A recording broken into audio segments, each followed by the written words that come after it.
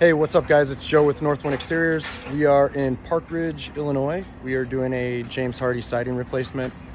As you can see, the guy's working his way up the wall over here. Everything has house wrap, all the seams are taped, all the trims are up with the proper flashings on it.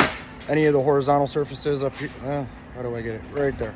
All the horizontal surfaces, that'll have a Z flashing on it that goes behind the house wrap, over the trim, and then down.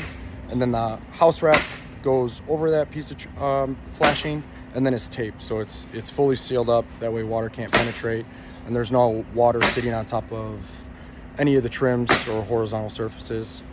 So everything between a roof and siding, it's all water shedding. It's not waterproof. There's a difference between the two. Your pool liner, that's waterproof. This is a water shedding. So everything's about pushing water away. If you look at some of the old houses or cedar houses, a lot of time there's not that flashing. That's where you get the rot. That's where, you look above a garage door, or at the bottom at grade level, you'll see swelling and peeling and cracking. That's from water contact. That's from the water getting soaked up like a sponge. We don't want that.